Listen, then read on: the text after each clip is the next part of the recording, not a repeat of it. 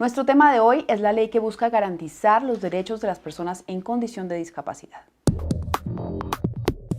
Un foro para evaluar la aplicación de la ley que busca garantizar los derechos de las personas con discapacidad se llevó a cabo el pasado 17 de mayo en el Congreso de la República.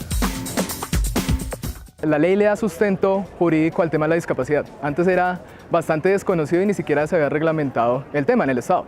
Ahora, gracias a una convención, y esa es la gran importancia de la ley, uno, que como ley estatutaria permite aterrizar los derechos fundamentales, dos, que permite darle vía libre a la Convención Internacional. Cuando Colombia ratifica entonces la Convención de Derechos Humanos, en el 2013 Colombia expide la ley 1618 del 2013, que es la ley estatutaria. En esta ley acoge toda la convención y establece y define qué es una persona con discapacidad o en situación de discapacidad, y tiene unos conceptos muy importantes. Ya con la Convención de Derechos Humanos tiene unos principios muy importantes en los cuales nos debemos basar para garantizar todos los derechos de las personas con discapacidad. Primero, la Convención les reconoce la autonomía individual, es decir, que les reconoce la posibilidad de que ellos tomen sus propias decisiones. Los equipara como iguales ante la ley. ¿Eso qué quiere decir? Que en el artículo 12 de la Convención se les está reconociendo la capacidad jurídica a las personas con discapacidad. Y esa capacidad jurídica es en todos los actos, tanto sociales como jurídicos, que las personas con discapacidad puedan ejecutar. Entonces, cuando se le reconoce la capacidad jurídica, se le está reconociendo la capacidad jurídica para realizar sus propios negocios y la legitimación para actuar en esos negocios.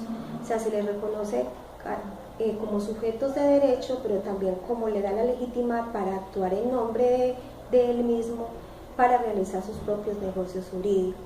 En ese sentido, ese reconocimiento de la capacidad jurídica está simplemente reconociendo la autonomía de la voluntad de esas personas al momento de celebrar cualquier tipo de negocio.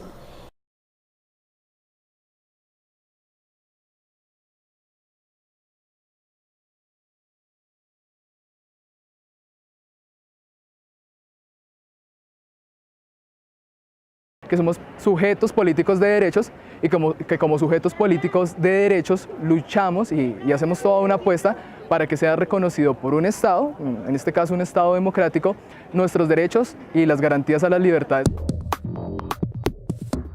Mediante la adopción de medidas y políticas que cuenten con enfoque de inclusión, esta ley busca eliminar toda forma de discriminación en el país por cuenta de cualquier clase de discapacidad.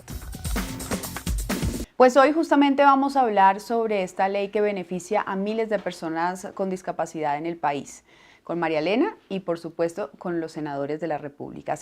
Yo creo que tiene varios elementos que convierten esta ley estatutaria en una ley muy importante. Primero, el reconocer unos derechos, y unos derechos que nacen de algo, de no entender la discapacidad como una enfermedad, sino entenderla como unas limitaciones que en la medida en que se creen las condiciones se pueden superar esas limitaciones. Limitaciones evidentemente que tiene una persona que no puede caminar como caminan las otras personas, pero se puede movilizar en una silla de ruedas, o no puede ver como ven otras personas, o no puede escuchar como escuchan otras personas. Pero eso, más que atenderlo como enfermedad, tiene que entenderse como una limitación, y esa limitación obliga a que el Estado cree unas condiciones para generar equidad, para generar igualdad.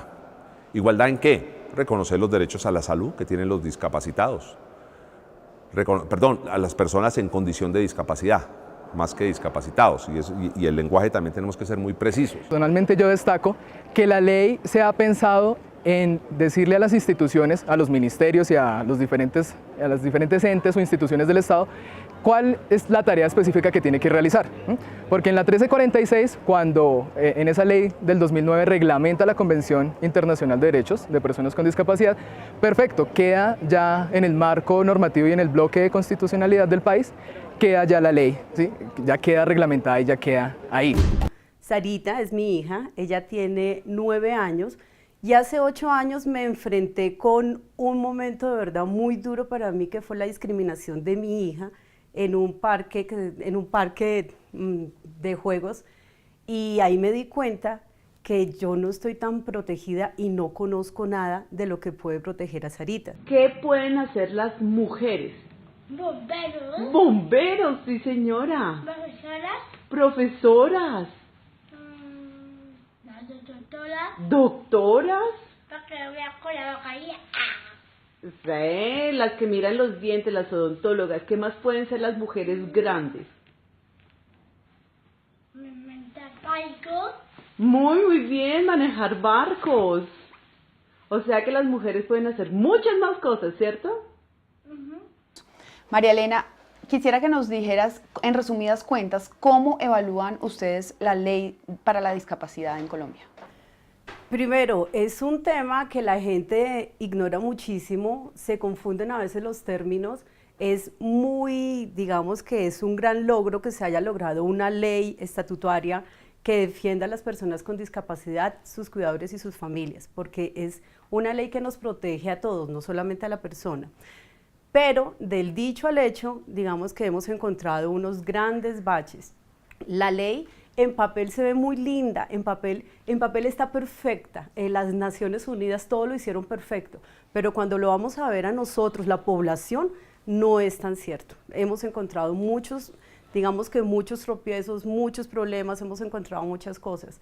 Si la ley realmente estuviera funcionando, no tendríamos problemas de educación, no tendríamos problemas de recreación, no se hubiera presentado la marcha que se presentó de personas con discapacidad hace más o menos 2 meses, donde desafortunadamente a la población con discapacidad, personas en silla de ruedas, en muletas, mamás cuidadoras como soy yo, hubo un incidente con gases lacrimógenos.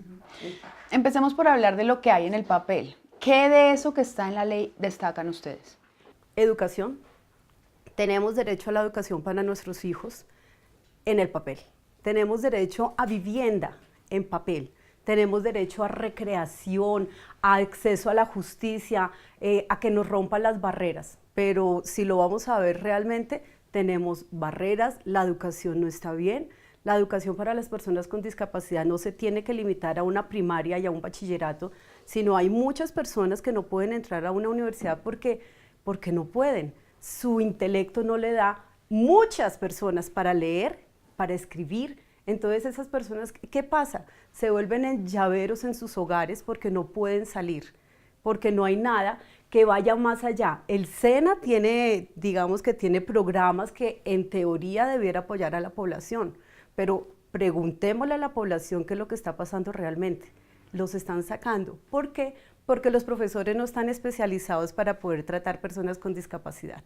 Pues vamos a continuar hablando sobre ese trecho que hay entre el dicho y el hecho, pero antes vamos a ver qué piensan las autoridades en la materia sobre la implementación de esta ley.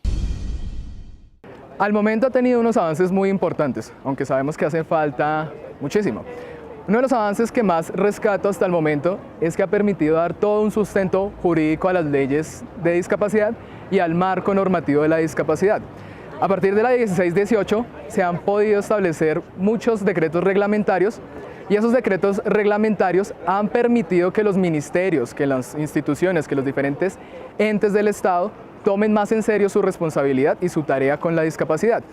En el momento, por ejemplo, sabemos muy bien que ya está firmado, que fue firmado por la exministra de Trabajo, el decreto reglamentario para darle vía y darle todo el cumplimiento al artículo 13 de la ley estatutaria 1618, que habla sobre la posibilidad de contratación laboral a personas con discapacidad en el sector público. No se justifica que esta ley fue aprobada hace ya un tiempo largo y hoy todavía no hayan salido los decretos que la reglamentan.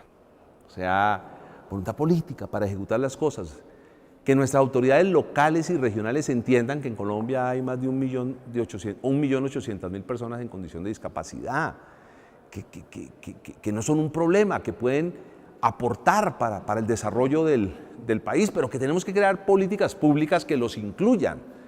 El discapacitado lo que está pidiendo es que lo incluyan, no que le den un tratamiento como pobrecito. Él está pidiendo es que se le reconozcan los derechos, pero que le reconozcan efectivamente. Continuamos.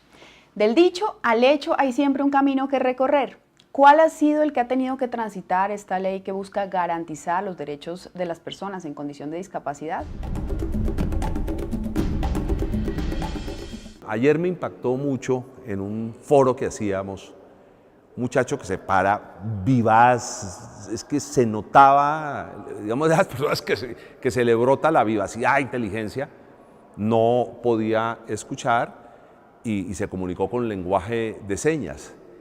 E hizo unas reflexiones en cuanto al derecho de educación. O sea, ahí hay una persona inteligente y con capacidad, pero si la llevamos a una universidad, ¿estarán las universidades preparadas para entregarle los elementos que necesita esa persona para desarrollar su potencial? Evidentemente hoy no. Entonces, ¿cómo hace el Estado para crear las condiciones para que esa persona pueda explotar la inteligencia que evidentemente tiene y ponerla al servicio de la sociedad? Claramente hay unas barreras normativas. Sabemos que el Estado tristemente se ha convertido en un Estado santanderista, y esto se dice en muchos escenarios, en muchos lugares, porque se crean muchas leyes, muchas ordenanzas, decretos, etcétera, pero no se operativizan. ¿Y por qué no se operativizan? Porque no se delegan las funciones claras a las instituciones, no se fijan presupuestos determinados para las diferentes competencias que hay que cumplir, y además de ello, pues no hay un capital humano profesionalizado que pueda atender los casos específicos, en este ejemplo de las personas con discapacidad. Entonces tenemos ahí unas barreras muy difíciles que son derivadas de los mecanismos institucionales, pero además también hay unas barreras sociales, y es cómo la sociedad en general percibe a las personas con discapacidad. Obstáculos que ha tenido que enfrentar la ley y otros que aún enfrenta a la población de personas con capacidades diferentes en Colombia.